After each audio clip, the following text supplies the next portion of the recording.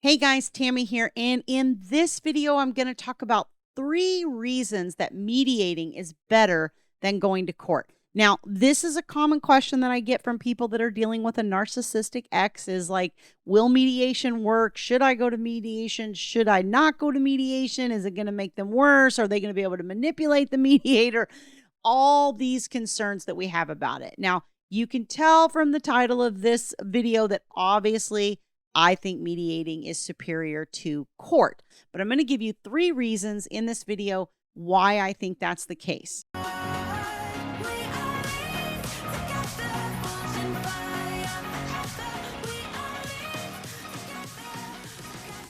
Before I share those reasons, let me just remind you, as always, if you like my content, don't forget to hit like on this video.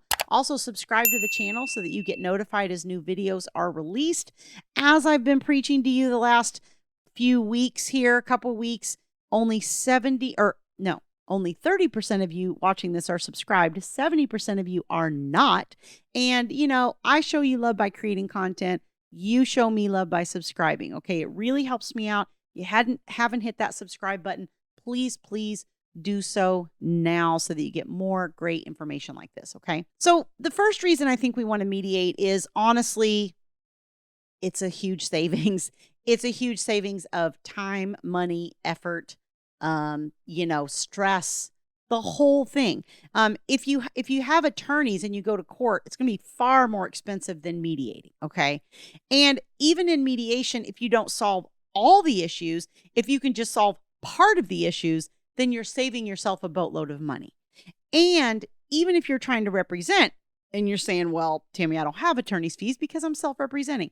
Okay, that's fine, but you're paying in a different way, right? You're paying in the form of time. You're paying in the form of your stress level. You're paying in the form of trying to navigate all of this and spending the time researching and all the things that you're doing in the process of trying to self-represent. Okay, so that's a cost too. It may not be a financial cost, but it's a cost in a different way. All right. So it can save you greatly. I will tell you that not all mediators are created equal. Sometimes our courts have a mandate that different states do it differently, but some courts have a mandate that you go to mediation prior to proceeding in court. I think that's a great thing. A lot of times the courts provide that service. Sometimes they don't. Whether they do or don't, you can always opt for a private mediator, okay, which means you pay for it, right? And you go to this person. But the thing I will tell you about this is it brings me to my second point, which is that if you do mediation, you're more in control of the process.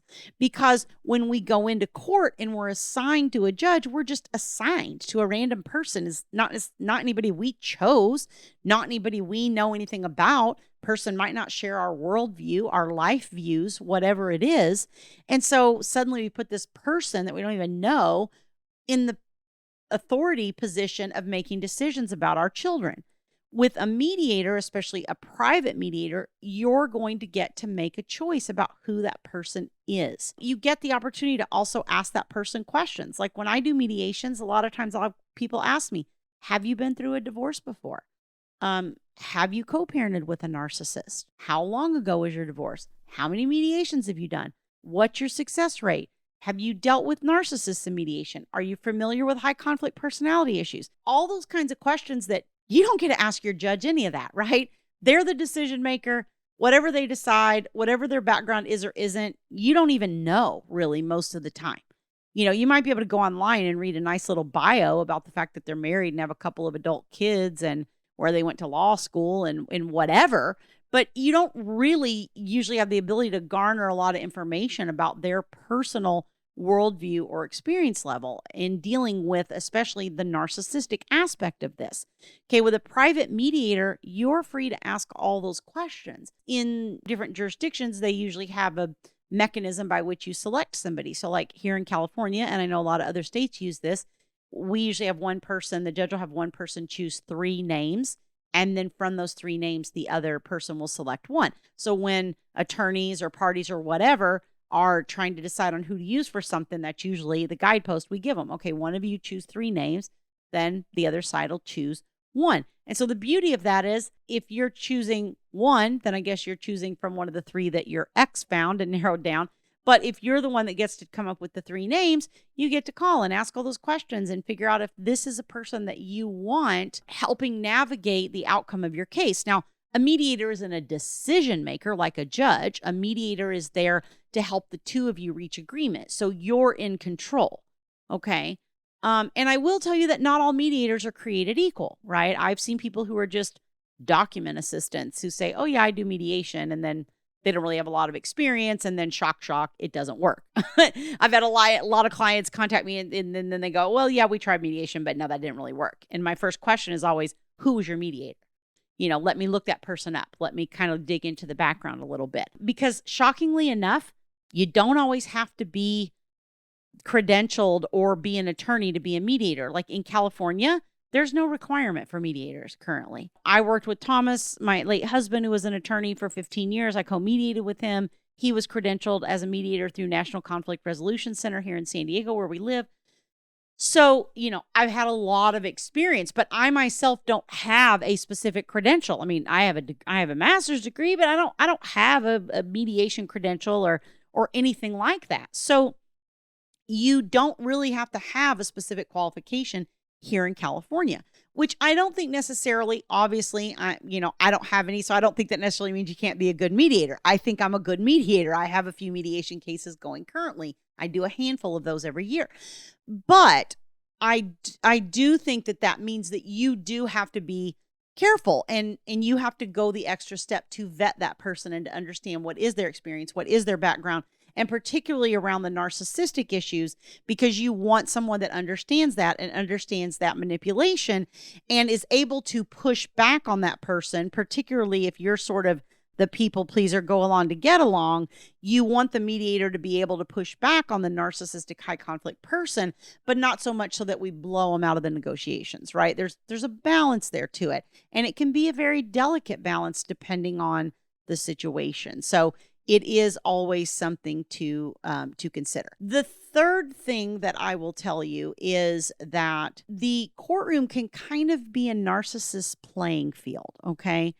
The narcissist is sort of used to getting by on their charisma and talking and all that kind of stuff. And so a courtroom can almost be like a stage, right, for them to kind of put their mask on and pretend like how fantastic they are and all the things that they do, right? I hear over and over from clients, moms and dads, how this narcissistic person presents very well. They seem like they've got it all together. And behind closed doors, they're a monster. They're a nightmare to deal with. The courtroom, in a way, because the court has so little time and so little resources to dig deep, that kind of that surface level stuff will stick a lot of times, at least in the very beginning.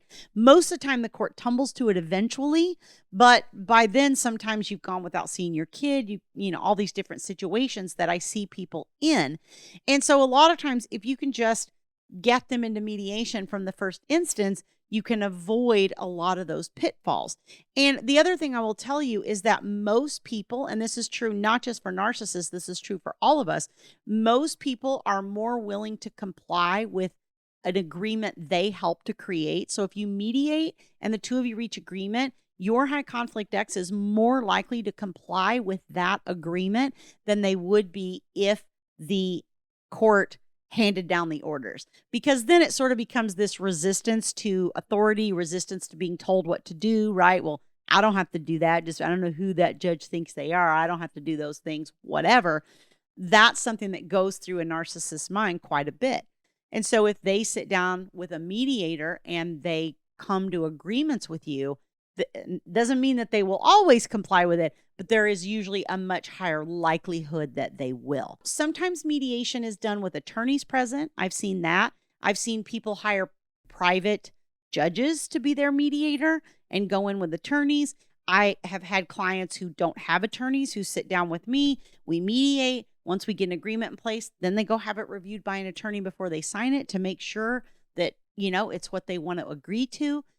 So there's different ways that you can go about this, just depending on where you're at in the process and, the type of person that you're dealing with. So if you'd like some help learning about whether mediation will work, what how to get your spouse into mediation, what to look for in mediators, all that kind of thing. I would love to be able to talk to you and help you out. You can go to divorceuniversityonline.com/VIP-coaching. There's a link on that page. You can book a time to speak to a member of my staff, learn more about my services, and find out how I might be able to support you on this journey. See you guys next time. We'll grow in number, fueled by them to see the horizon, turn us to thousands.